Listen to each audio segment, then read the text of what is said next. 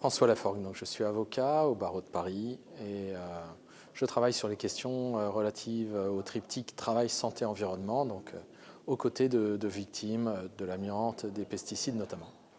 Naturellement, en fait, depuis 25 ans, nous suivons des victimes de l'amiante et également des victimes de pesticides depuis maintenant 15 ans. Et donc, nous sommes concernés par ces sujets et nous étions intéressés de rencontrer à nouveau les différents acteurs sur ces questions primordiales de santé publique. À mon sens, il y a 3 enjeux majeurs. Premièrement, l'indemnisation des victimes de l'amiante et l'indemnisation des victimes de pesticides, avec un fonds d'indemnisation des victimes de pesticides qui n'en est pas un et qui n'est pas à la hauteur du fonds d'indemnisation des victimes de l'amiante. Nous demandons une réparation intégrale des préjudices subis par les victimes de pesticides.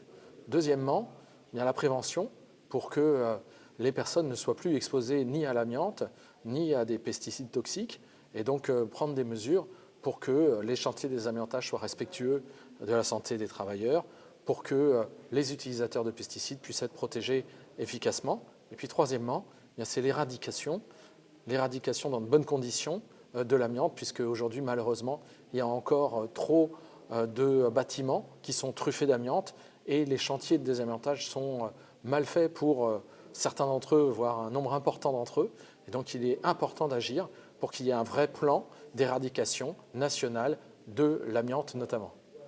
Les mutuelles ont un rôle important à jouer. Elles l'ont joué d'ailleurs dès les années 90 dans l'affaire de l'amiante, puisqu'elles ont été souvent à l'origine des mouvements de mobilisation des victimes de l'amiante et elles ont participé à la création d'associations de défense de ces victimes.